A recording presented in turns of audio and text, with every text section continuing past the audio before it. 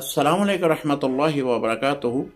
सनाउल्लाह बहावर नगर से पूछते हैं कि मुफ्ती साहब, दौरान नमाज कोनियों के ऊपर कपड़ा फोल्ड कर लिया जाए तो क्या इससे नमाज हो जाएगी? इसी तरह सलवार को अगर हम ऊपर की तरफ से फोल्ड करते हैं तो क्या इस तरह भी नमाज हो जाएगी?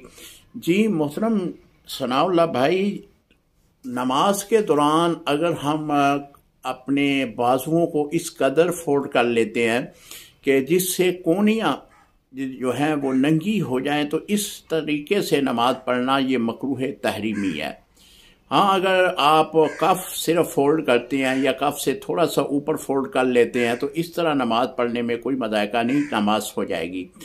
और इसी तरह अगर सलवार को आप ऊपर से फोल्ड करते हैं तो ये भी मकरूह तहरीमी है।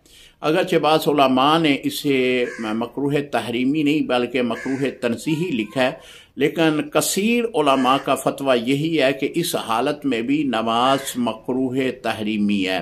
इसी तरह पेंट को बाज़ नमाजी हजरात जो हैं वो पेंट को नीचे से फोल्ड कर लेते हैं। ये नीचे से फोल्ड करना ये भी मकरूह तहरीमी है, इस अंदाज में नमाज पढ़ना।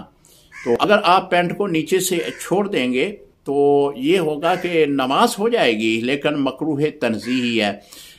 ज़िंदगी में वैसे भी जो हमारे पाँव के नज़दीक घुटने हैं, जिनको हम गिट्टे भी कहते हैं, इनको नंगा करना सुन्नत है।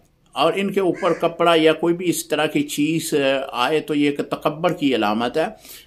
अगर तकब्बर का ज़हन ना हो तो अगर कपड़ा इस अंदाज में ऊपर आ भी जाए, सलवार का हो, पेंट का हो, तो इस तरह नमाज पढ़ लें तो मकरूह तनज़ीही होगा, नमाज हो जाएगी। अस्सलामु अलैकुम रहमतुल्लाहि व बरकातुहू।